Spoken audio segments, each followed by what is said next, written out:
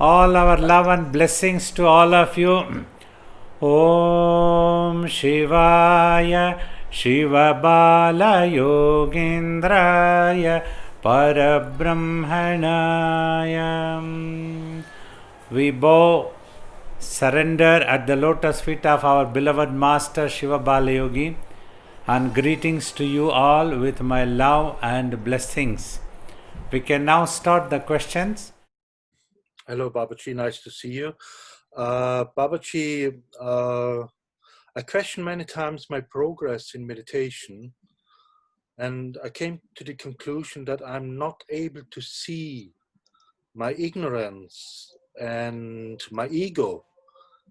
And this slows down my progress. Can you please advise me how to overcome this blindness, see my ego and my ignorance? Yeah. Ego is simply an imagination, and it would be invisible to naked eyes. It is infinite in nature. When you imagine about yourself wrongly as the physical body, so that is the beginning of ego, misidentification. And then anything connected to that, me and mine. So if your mind is getting involved into the dualities of happiness, unhappiness, good and bad, you have become excited or you are getting hurt. So that is the visible ego you must understand. So till the time that you overcome this effect of duality of either way of this world, either the happiness of this world or getting hurt of this world. So if that doesn't happen in the mind, you can consider that you are progressing and the ego is not troubling you anymore. If it is troubling, so that is the ego is visible. So you can understand the ego is there, that is why still these things are troubling me. So that's how you will understand. Thank you, Babaji. Babaji, namaskaram. Yeah. How could we conquer the Arshadvargal, Babaji? See, mind becoming a victim of brain's reflections about this world generates these Arishadvarga, 6 enemies of human mind, as we have dealt earlier also. Kama, extreme greed and extreme anger, extreme stinginess, extreme attachment to impermanent world, and false pride and jealousy. So mind is the basic source which goes out of control or which can come back into control. So sadhana for controlling the mind, like the meditation, it is the only way.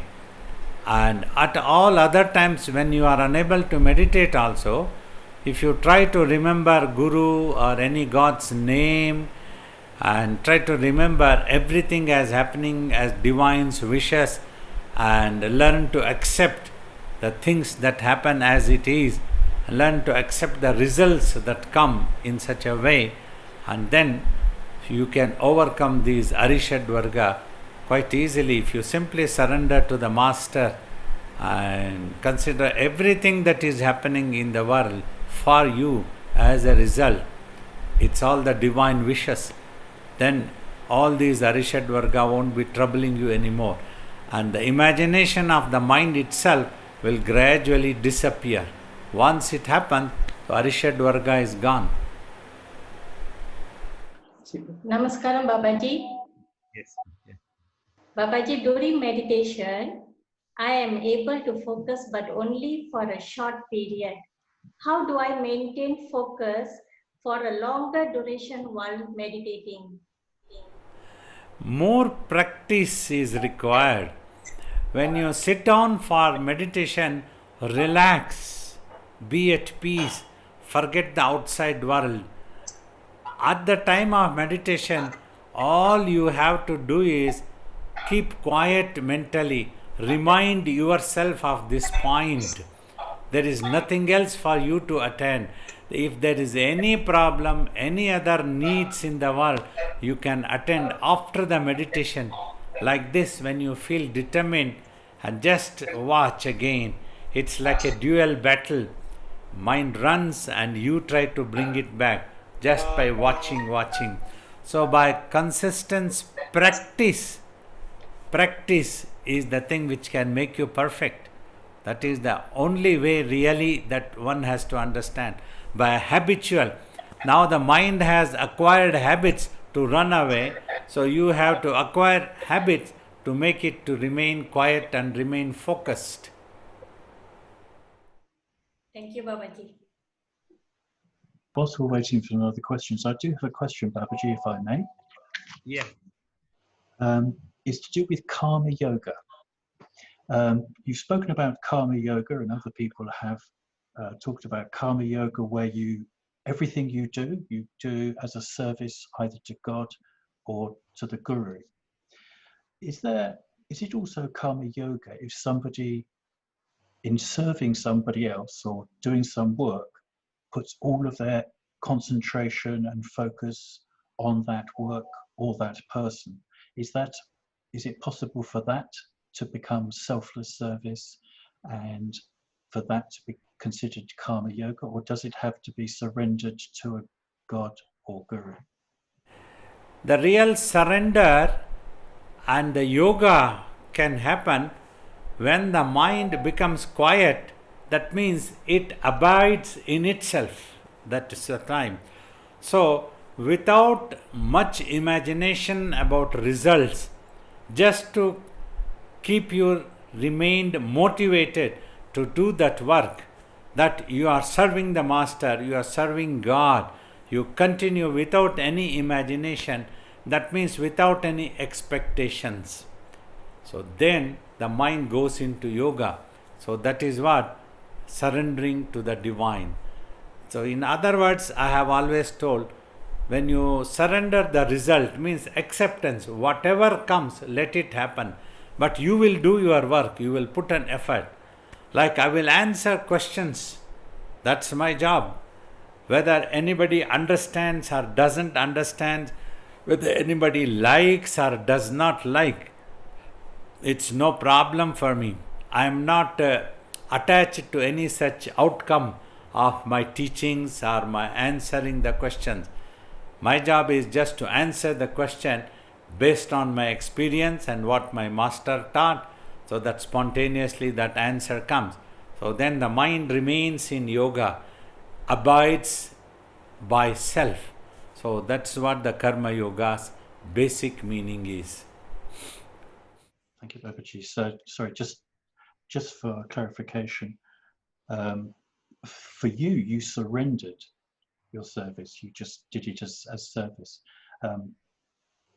But if somebody doesn't have any faith or a guru, and they just served somebody else or other people, is it possible for that to be selfless and also karma yoga?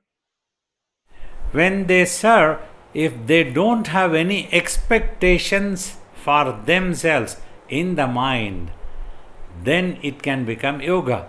They don't have to imagine a guru or a god.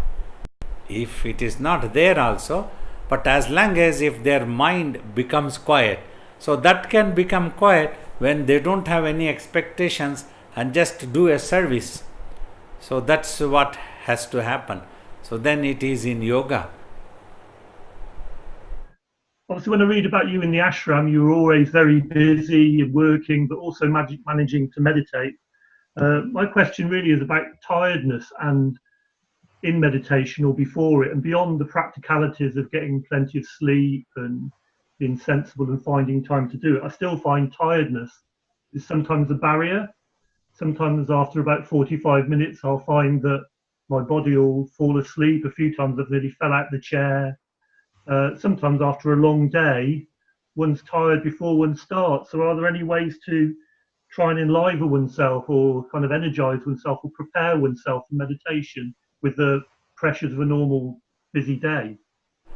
It depends much on your lifestyle, how much in what way you are getting involved into the worldly activities, and how much your brain and mind is absorbing the things from this world as worries or as too much of thinking more than that is necessary. So worrying can tire yourself. So that's what makes you, when you sit for meditation also, you just have to try to adopt the technology of just watching in a gentle, relaxed way. Need not be in a rush. So then you can be hurting yourself. All these things can make you tired. So if you simply relax, gently watch in between eyebrows, so then it will be all right and you will improve better. Your tiredness will definitely improve, and you should have taken sufficient rest also. If necessary, sleep is necessary, take rest depending on the intake of the food. If you have in the habit of taking a lighter meal at one time, is also better. It will give you a better sitting posture. Namaskaram, Babaji. Okay. I have two questions. The first one is a little more abstract, and then the second one connects that to practice. So in your talk on the 18th of April, you said that enormous consciousness, which are recognized as divine murtis, which would have arisen in the beginning to create, it did not get involved with the creation because it remains self-realized.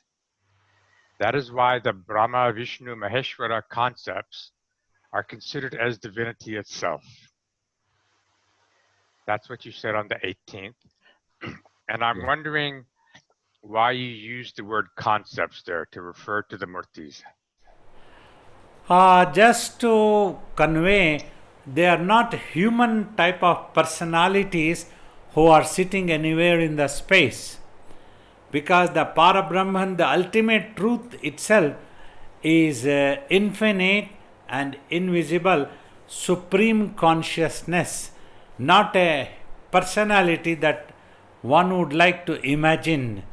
So in due course of time, after these concepts have been explained, means concept is a part of the ultimate divinity. Divinity is not a personality, it is a supreme consciousness of existence that is simply all pervaded. So to tell this only, I was trying to tell the concept. They are all Brahma, Vishnu, Shiva, the same ultimate truth which is recognized as Parabrahman. When it creates, becomes Brahma. Brahma means the one who creates illusion, but itself doesn't have any effect of that illusion on itself. Vishnu, who sustains this created, this imagined thing. And Shiva, your existence in thoughtlessness state, withdrawal of this creation back to self. Like your own mind starts imagining, that is the Brahma concept, and it sustains whatever it imagines as a big story long time. Then when it is tired, you just become quiet mentally. That is the Shiva concept. So that is what I was trying to explain that day. Pranams, Baba. Babaji, sometimes when Babaji speaks about working in the world, he says that the mind should be strong while working in the world. Could Babaji give some of the qualities of a strong mind? A strong mind is a determined one. When you take up a job, so the results may not be according to your expectations. At that time you have to keep trying, try again. Never give up till the last breath of life. That's how we learned a strong mind means. Like this you keep continuing, putting effort.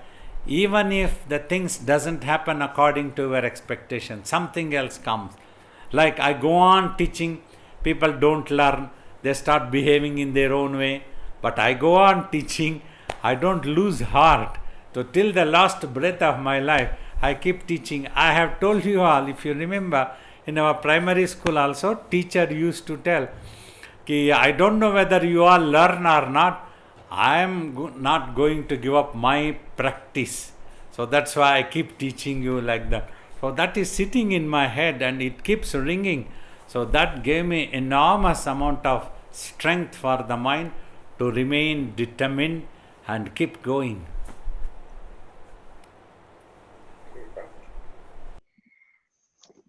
Babaji, please, can you share with us your meditation experience before getting into your tapas stage? I would like Ambaji to answer this question. She has done this before. Please, Ambaji, you got the question she asked. Before my tapas, what was my meditation experience? When I saw Baba, I met Baba first time in '89 when I am adult. Come inside the bus. And then the next time was '92 when I got the opportunity to spend more time with Baba.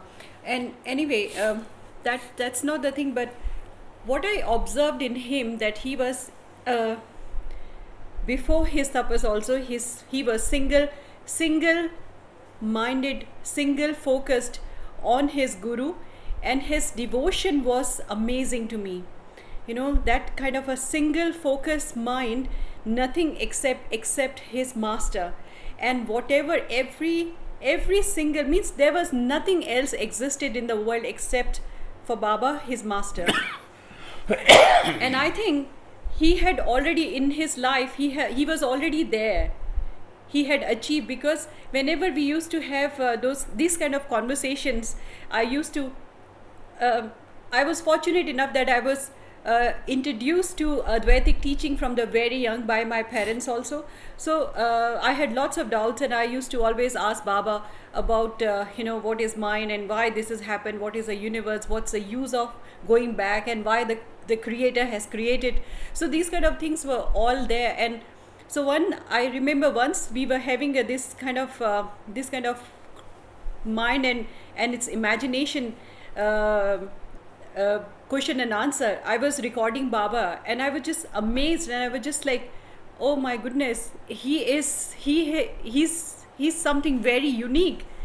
And so in my opinion, those 5 years of tapas was just for him to get when you run the marathon, you have to run for 50 miles, and that's the last, when you come to the finale, you will become the winner.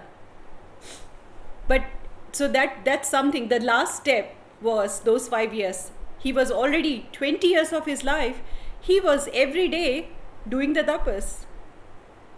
The 5 years became the culmination. That's what I'll say. Thank you, Ambaji. Could Baba describe or give an insight into how a realized master can be quite active in the world and do lots of things, but still remain totally silent in the mind? How does that work? In fact, such a realized master's activities would be very minimum that is required. He won't be a very long lecture giving personality. He won't be imagining too much. If you ask a question, we are able to answer spontaneously. If you ask me to give a long lecture, that becomes very difficult for me to imagine. Almost the same topic I might be talking, something about mind, meditation, making the mind quiet. More than this, I don't go widely into other topics of the world. So such a person's mind will be minimum into any imagination, but very quickly it goes off the imagination also. So such a person's activities will be very limited, though such a person sometimes, to keep himself active in this world, might do certain habitual or certain, he might choose to do certain works which can keep him in the world is necessary. For example, in fact, I would like to say this lockdown stopped me from traveling, and very happily I have remained inside, locking myself down. So this made me to forget about the world. So then suddenly when from America they reminded me of this Zoom, and then I agreed and we conducted the things. So then appreciating these question answers, certain mails started coming. Then I was answering. Then I told Michael also, if you would like to have, we can have these sessions. This way it enables me to be active with you all, answering your questions. Otherwise, if you all also don't contact me, forget. So that is why Swamiji used to tell one thing. Vedavyasa has told, do not go too closer to the master if he is self-realized, because you are likely to misunderstand such a master. And if you go far away also, you are likely to be neglected, because the master would be in his own samadhi. So you need to maintain a middle distance. Keep in touch with the master.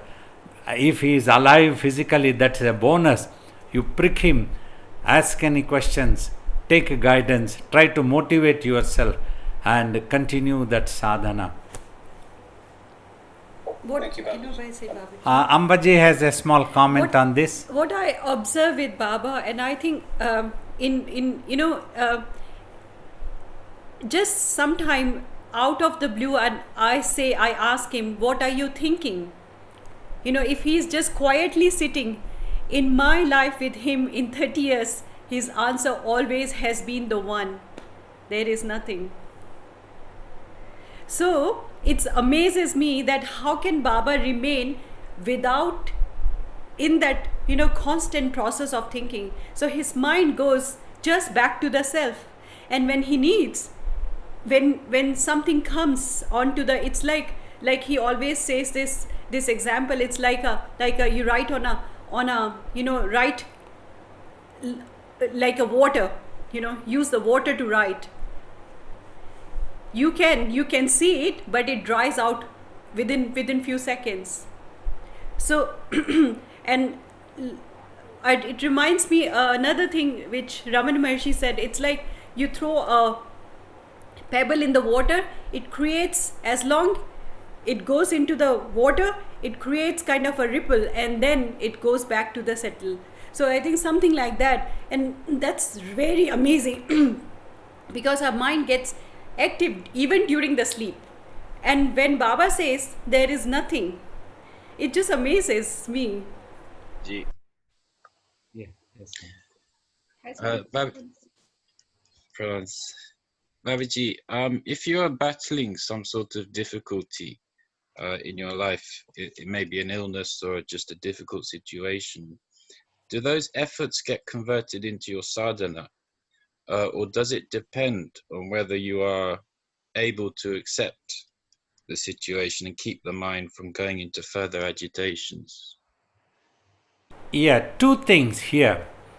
One is, when you face difficulties, physically, mentally, or surroundings, anywhere, one is your readiness to fight battle with a determined effort, trying to keep yourself as composed as possible without getting confused, not losing any hope and not losing heart.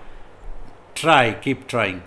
And then when the result keep on happening, accept.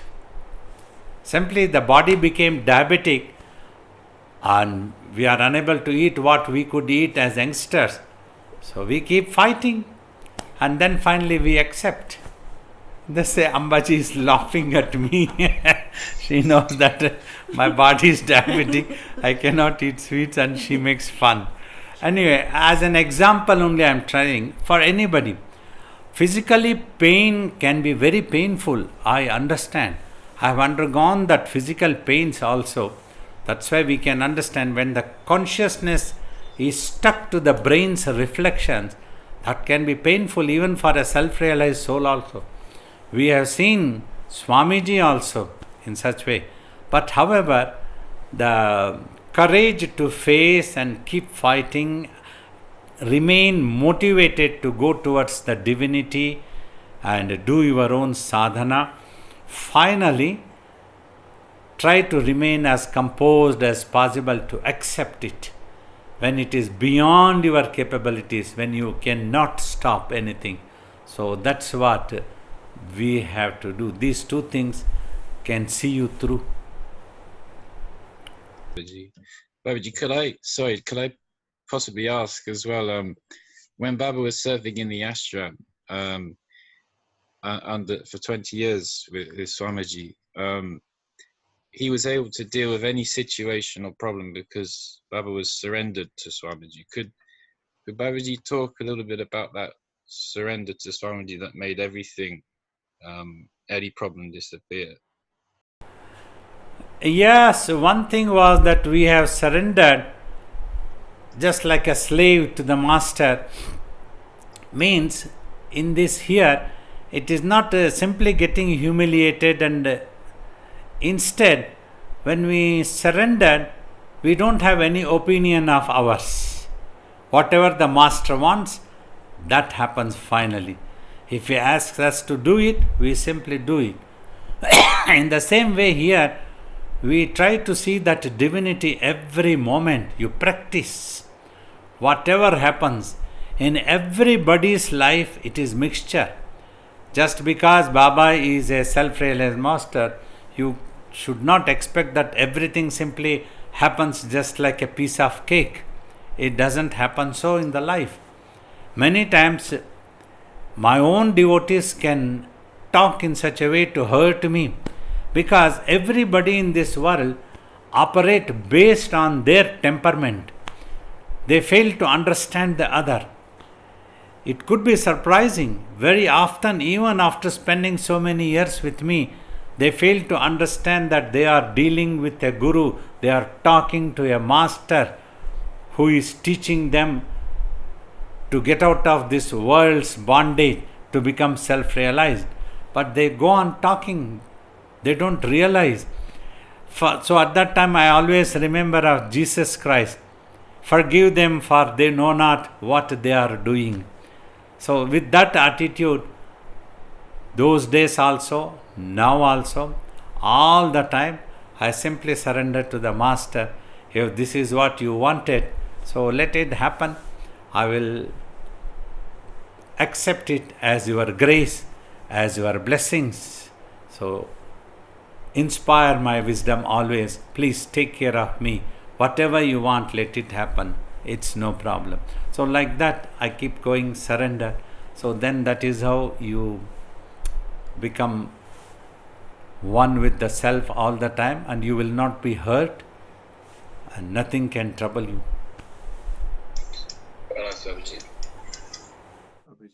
Thank you so much for making this available. It really is appreciated.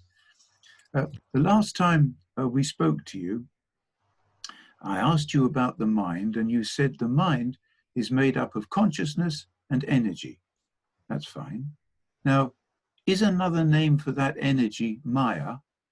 Is that the Lord's ability to project? Maya is different. Maya is illusion.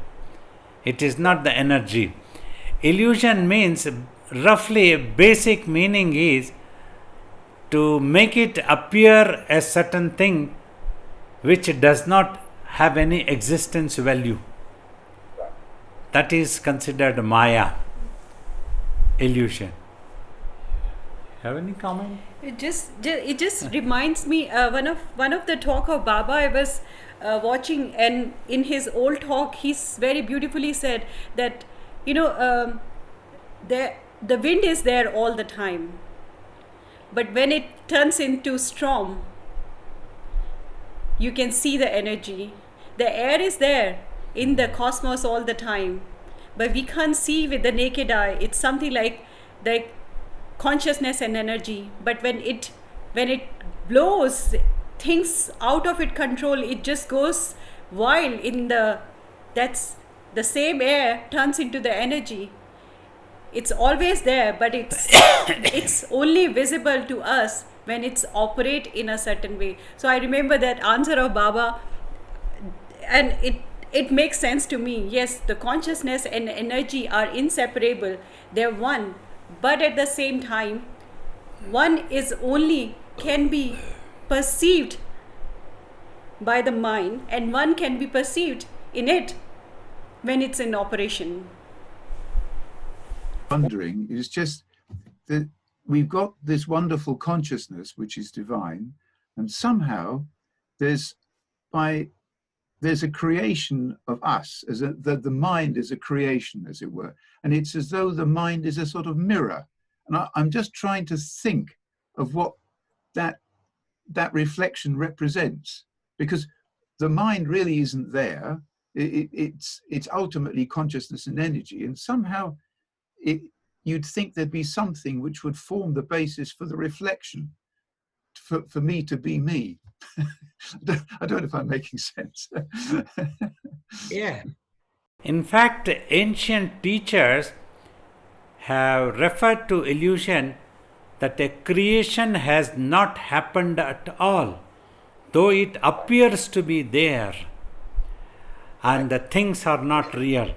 Then Vasistha talks in Yoga Vasistha, just like when you dream, your dreaming is real, but the things that are in your dream are not real. So in the same way, you are seeing this world, it may be real, but the things of this world are not real because they are going to disappear. Namaste, Babaji. Babaji, I've just got into the meditation practice for the last 45 days that I've been practicing. I have two questions on this. The one segment is practicing putting your attention exactly at this point. But is it at some point of time when I was reading the scripts, it says you need to in Swamiji's treasure book, it says you need to be at the lower spot. So I got confused on that in terms of if you could explain to us where exactly is the concentration that you'll have to look at. Yeah, at the same level of eyeballs. It's at that point only. You don't have to raise your eyeballs too much, is not necessary. That's what Swamiji always taught us. Just on the same level, if you try to bring the eyeballs, it doesn't come easily, it moves parallelly, eyeball. So if you steadily keep watching, slowly in due course of time they come into this point, the lower point what you are talking. So that is recommended. I think that could be the reason where, because of which my eyelids were always trying to open up. Maybe that was the reason I was looking at a wrong place during meditation, Swamiji. Could be possibly. So you don't have to put such a hard effort. If you simply at the same level, gently you bring it. So that's what Swamiji used to tell, gently keep watching and the eyeballs will come. When it comes, it will strongly withhold and withdraw the mind and hold on to that one. Sure. Thanks, Babaji. Announce Babaji. Thank you. I wanted to ask about my meditation practice. There are some days when it's very disturbed. Lots of thoughts keep coming in, and sometimes even disturbing thoughts and things. And I even find myself getting angry with myself. But I find that when I come out of meditation, I am still more peaceful than when I went into meditation, even with that on days when I have that disturbed meditation. So I would just like to understand what that's about. Very good. That's what I have always tried to tell. No matter, even if you are feeling very disturbed, you must sit down. Every time you sit down, certain amount of purification of the mind does happens when you are watching. So everything starts coming up and gets evaporated like a vision or a thought process, it will come up. So it is decodified and shown as a thought process or a visual effect due to the brain's effects, nature. So when you have to watch that one, you are likely to get disturbed. That's when we repeatedly try to teach, just watch them. Do not bother whether it is good or bad, right or wrong. Just allow it to happen. Means when you are watching, you are simply allowing it to happen. You don't bother about it. Do not react to it. Then it gets evaporated. It goes away. So that is what happens. So when you, at that time you may not be able to notice.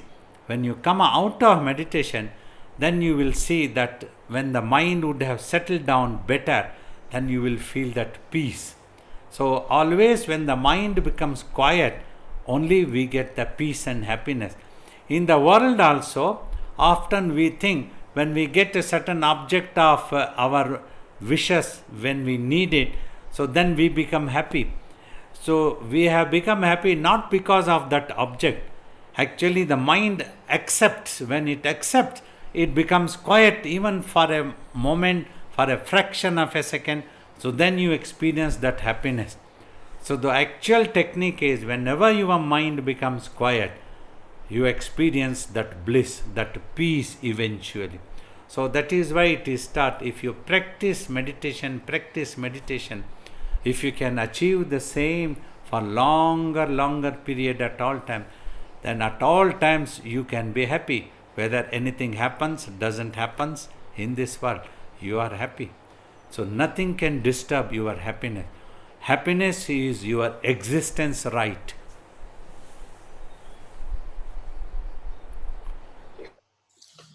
I read somewhere in a leaflet of yours that the mind can do only two things. Either he thinks or he's watching. And my question is, who or what is the concentrator to do either think or stay on watching? Who does the concentrating? Yeah. It is actually you only, because mind is nothing but you. Mind is not a separate entity from you. You are thinking, you have to become quiet. If you are at peace, you have peace. That is what you will realize eventually when you practice. Though in the beginning you might tell, but at least you will try to tell my mind wants to go there, my mind wants to do this one. Then slowly you will tell, I want to do this, I wanted to go there. It is all the same thing. So that's what happens. When you are watching, that means the mind is watching. In the beginning, just for sake of understanding, even if we use, let the mind watch through your mind by focusing the attention of the mind. Means by focusing the attention of yourself. Just keep watching there. In the beginning itself, if we go on talking about yourself, you are likely to get confused. Mind is better understood. That's why that word is used. Focus the attention of the mind and just keep watching in between eyebrows. So it is you who is watching. If you are totally become concentrated in watching, you cannot think anything at all. It was mentioned before as well that when disturbing, desireful thoughts coming into your mind, I understand we still should watch the thoughts there, or we need to get rid of these thoughts. What is? Yeah.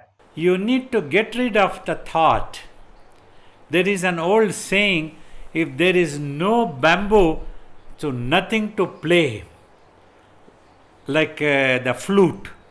Means if the flute is troubling, so you get rid of the bamboo itself. So as long as there are thoughts, always there is not going to be happiness. One will follow the other. A good thought will come and a bad thought also will follow. A happy thought will come. At that time you will feel happy. But unhappy thought will also come. At that time you are subjected to unhappiness.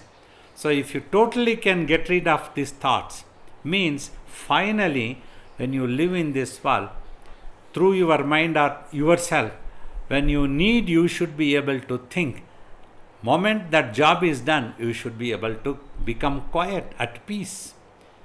If you are not practiced, if you are habitual to keep thinking, the mind won't stop. You won't stop thinking.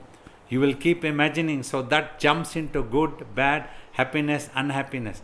So that is why this practice of meditation, so that you remain in the awareness of yourself, not in the thoughts all the time, which gives rise to happiness and unhappiness, gets you involved into all these troubles. So at all times you can remain in happiness, at peace. So a follow-up to my first question. And the first question we talked about, you explained very beautifully the Brahma, Vishnu, Maheshwara concept. And you talked about how these are self-realized, but also participating in the universe, witnessing perhaps, but also participating. We also hear about divine rishis, devarshis.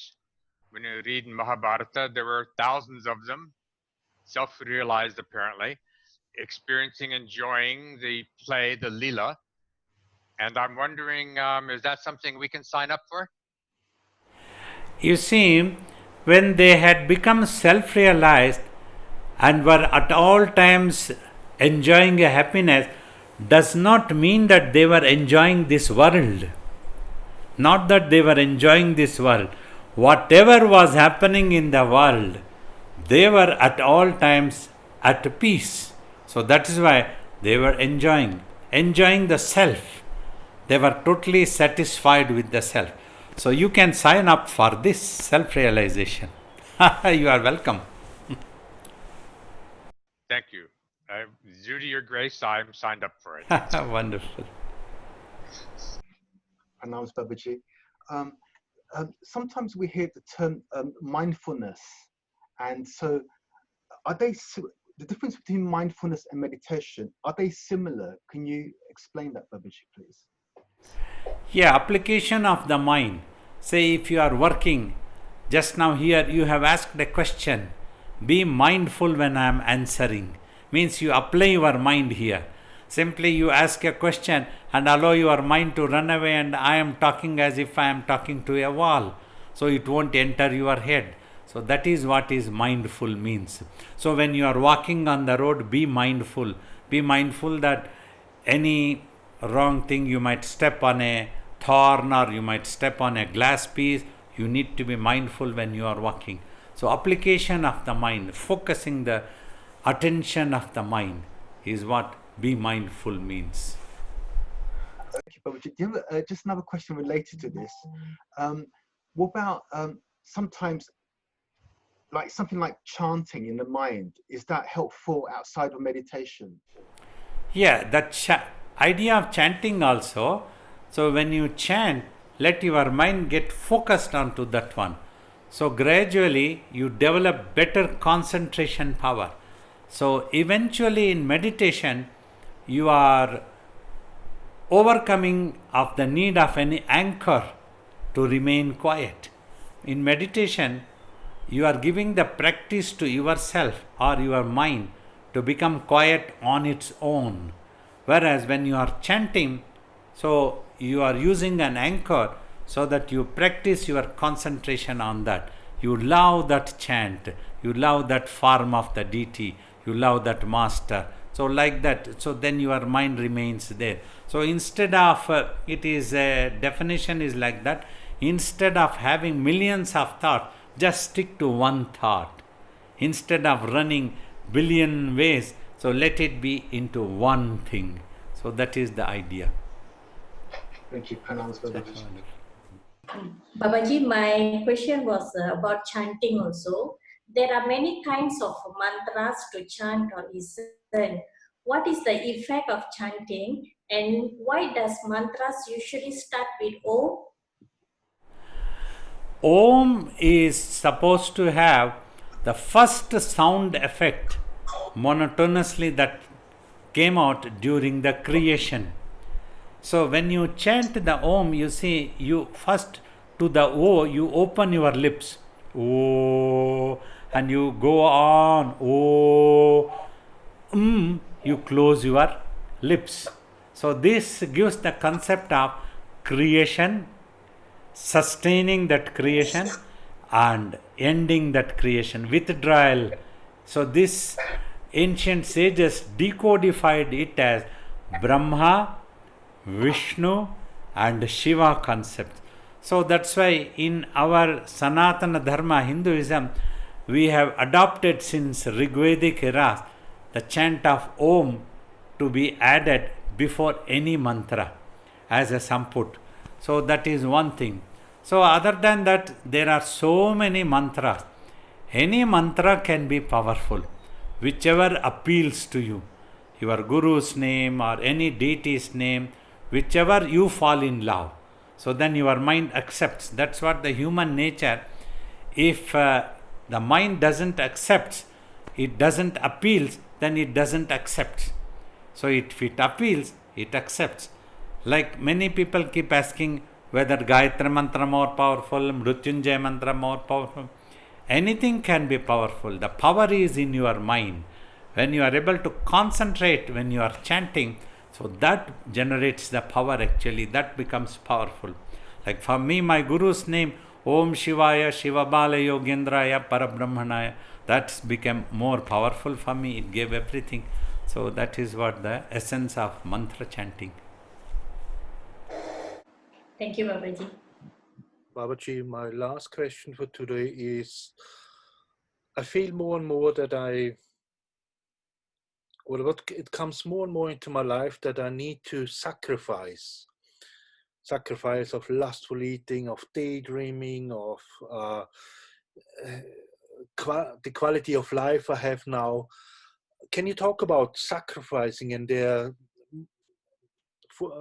benefits and meanings? In Bhagavad Gita, there is one sentence Sri Krishna talks.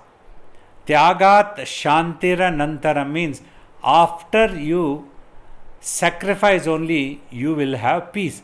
So many people keep wondering, what is it that we have to sacrifice? In the mind, whatever desires are there, whatever cravings are there, if you simply sacrifice them, become quiet, that takes care of everything else. Means when you practice meditation, this happens. The cravings all ends, desires all decrease, everything ends. Then what happens? You will simply do to the need. You will never become greedy. Whatever is necessary to the body, little bit only you will give to sustain the existence of the body. You won't pamper the body by getting into lust and greed. So that's what happens. So that is the sacrifice is when you sacrifice in the mind. It is the mind which has to give up all its desires and imaginations, become quiet. So then you would have given up everything. Then automatically your desires, everything decrease.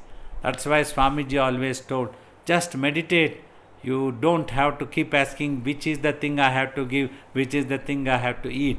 Swamiji used to tell, if I ask you to give up a particular item, in meditation your mind can be thinking the same thing. So instead, just if you meditate, automatically you will know what you need and what you don't need, what is excess, what is greed. You will always be aware of these facts. Thank you, I understand. Thank you, Babaji. Pranamas, Babaji. During your tapas, Blessed One, when Swamiji appeared to you, would it be that it was the Lord that appeared to you in the form of Swamiji so that you would accept his teachings? In other words, that, it was a form that you recognized? Or was that form of Swamiji purely your sort of mental projection? See, that is a manifestation. In my previous talks, I have explained that these things happen in 3 stages. First stage is the imagination of the mind. Imagination quality of the mind is not an ordinary thing. It's an amazing, extraordinary, energetic power, that creativity, in other words. Say, when you fall in love with a deity, with God, with a guru, or with a form, anything, then your mind becomes attached to that one. It starts thinking. The more you fall in love and more you keep thinking, you become creative, and in your mind, the picture starts appearing more and more solid. The next stage, we call it as mental projection. That is, it is like going into a great bhava mind. All the time you remain in that bhava. God is with you, He is talking to you, Swamiji coming to me, Swamiji talking to me. So one day when you start doing tapas, when your mind reaches 100% concentrated energetic power, that manifests. That's how this universe has manifested. The divine can manifest in a form also, that which is formlessness. So that is how a manifestation.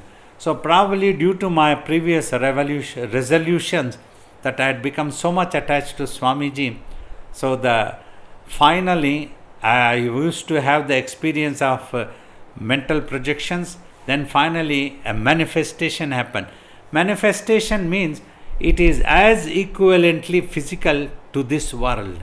So that is how, so that deity Swamiji appeared to me. It was none other than God. Swamiji is one with the divinity. It is the same thing. Wonderful. John, thank you very much, Besiva. That's beautiful.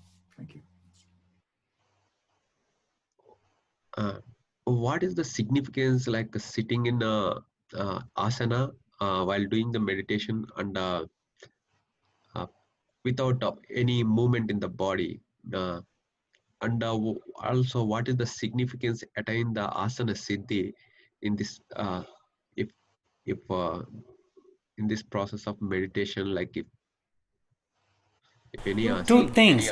In ancient times, sages probably practiced and used this asana so that when you go into a tapas and do long time deeper meditation, so your body shall not fall down or hit anything your head.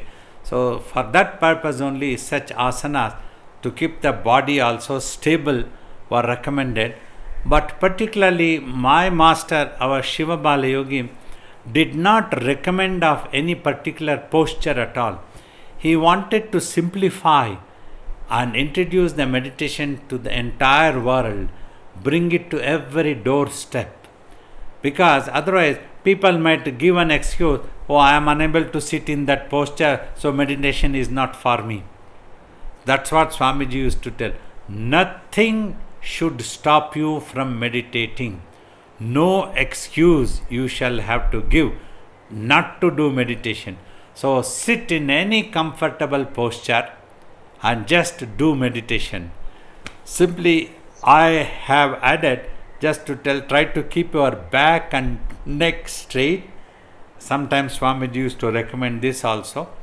And keep yourself to a wall if necessary. Keep a small pillow or something to your back so that you can remain straight and erected. That is important, so that you long time you can avoid getting involved into any cervical or vertigo problems shall not happen.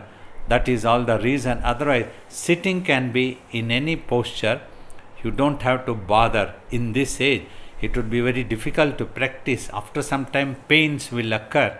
So you just sit comfortably in any posture. If necessary, you can change the position of your legs also. That's what we would recommend now. Saying that, Babaji, like with effort sitting in it, any asana, say in Padmasana, I'm able to sit right now for about 1 hour or 10 minutes like that without moving, but taking a lot of pain, Babaji. Is this any helpful in doing a more deep state samadhi kind, like Babaji? No. The asana won't give you samadhi or any deeper meditation. Mind itself has to adopt such a technology of just keeping quiet or watching in between eyebrows what is said. That is important. Simply an asana won't give. So in asana, if it's more painful, so your attention can get distracted in fact. So simply sitting in a Padmasana, there can be hundreds and thousands of people who would have practiced physical yogasanas and they might be able to sit into meditation, into Padmasana, but they all cannot go into Samadhi. Until you don't practice to keep the mind quiet and just focused, Samadhi won't come. So that is what needs to be understood. Some people meet many gurus before they decide who is their guru, but whereas some other people meet a particular guru and they just fall in love with the guru. How does the deviation happen for some people who can immediately see a guru fall in love, whereas for the other person who meets many gurus and then decide this is the guru that I'm in love with? One needs to understand the concept of guru, like from very early childhood. We were taught in Guru Charanambujam, I have written, first time I heard about a guru was from my mother, who told me, even if God gets annoyed with you, a guru can protect you. If the guru gets annoyed, no God can protect you. That had such an impact on my childhood mind. One guru. So other things we used to hear from our elder, one guru, one doctor, like the tough team. Means a doctor will know all your body's history. So if you go to such a doctor, he can attend to you quickly. A guru also will know all your mental weakness, your habits, your worldly habits, your spiritual needs, how much you can spiritually go, and he will keep guiding you. If you go to different gurus may guide in different way. Sometimes people are in a rush. They want to just like that quickly go into the air. So they go into sit one bus and they get confused. This bus is not going, let me try another bus. They get down and go into another bus and this bus goes away. So they get confused in the other bus also because their mind is never stable with one guru. Buses are like gurus. I am trying to explaining with an example. Then they get into another bus and this bus also goes away. Like that, finally all buses go away. They don't get into any bus. They don't get into any guru at all. They don't follow the methods prescribed and recommended by any guru. Finally, they won't achieve anything. So it is recommended to stick to one guru as much possible. However, in some cases, like our Swamiji in our lineage, we have never imposed on anybody that you must stick to me only. If somebody goes to some other guru for some need, they can go. But what we advise is, do not get confused. Remember what your guru has taught you. Take that one and keep going. For sake of honoring another guru, if you just go and meet, is no big problem actually. But you must stick to one guru is recommended. So that's what happens. Sometimes people in their rush, in their misunderstanding, ignorance, they try to go into different gurus. That's what happens.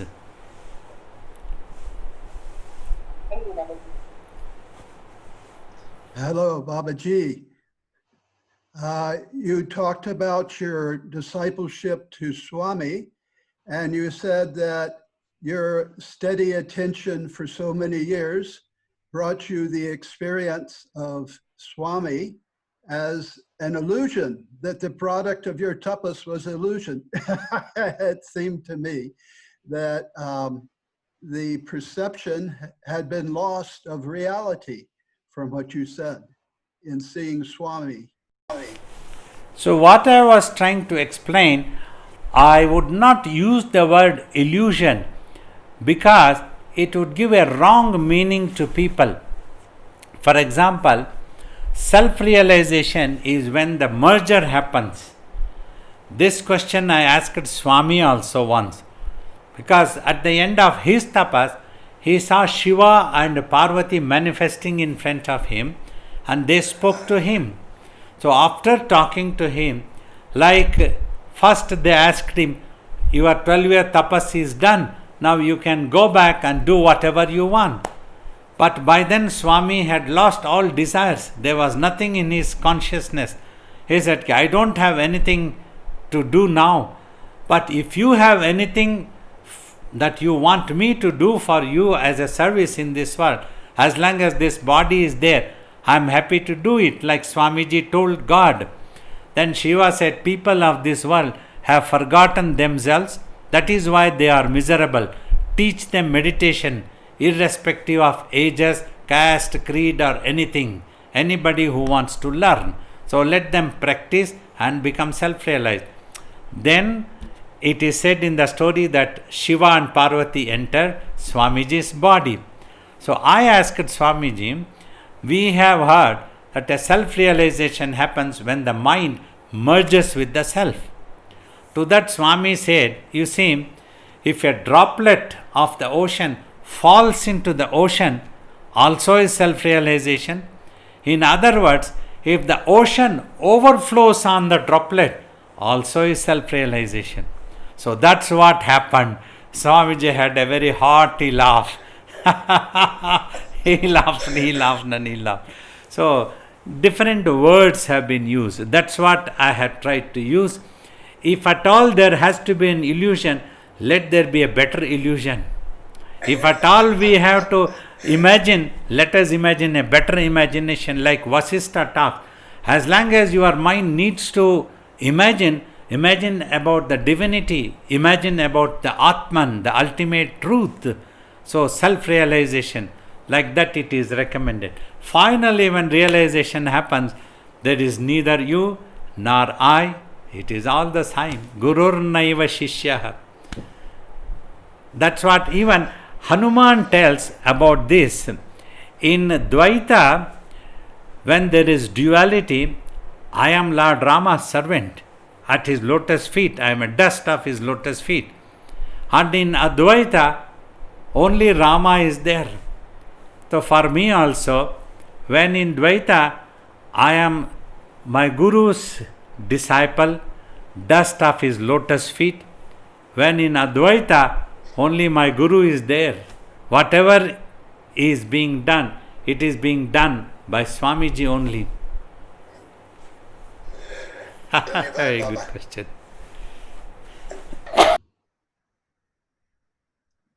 So Babaji, I think it's almost 7:45 in India. So yes. Lots of questions. Thank you, Babaji. So we will do a next session as soon as possible. So here is Ambaji also. We greet all of you. Our love and blessings for taking out your precious time and participating in this question and answers. So wonderful.